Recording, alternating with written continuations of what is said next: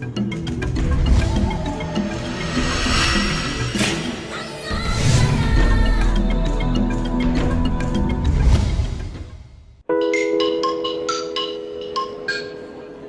changement, on suppose, et il y a des modèles qui sont développés, qu'il va générer des situations extrêmement contraignantes auxquelles il va falloir prévoir de s'adapter.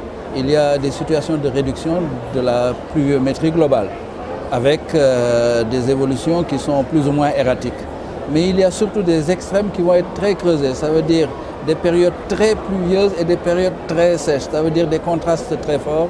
Évidemment, s'adapter à des situations aussi contrastées et sur des périodes très longues pour des populations qui sont fragiles, c'est ça la quadrature du cercle.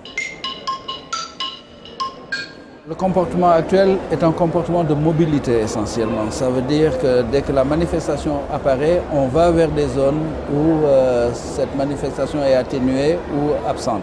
De plus en plus, il va apparaître que cet allongement de distance, cette création de zones pastorales dans des régions qui n'avaient pas cette vocation, va générer des conflits. Et donc, anticiper sur des périodes qui vont être très dures voudra dire donner des réponses sans pour autant que les solutions antérieures ne soient toujours celles qui vont être reconduites.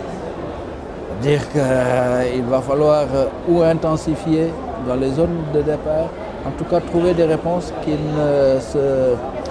qui seront compatibles avec des risques de conflit ou d'impossibilité de soutenir concrètement le transfert de cheptels ou de populations vers des zones plus propices, mais sur lesquelles il y a des gens qui sont déjà installés et qui ne sont peut-être pas disposés à accueillir l'arrivée de ces nouveaux migrants pastoraux.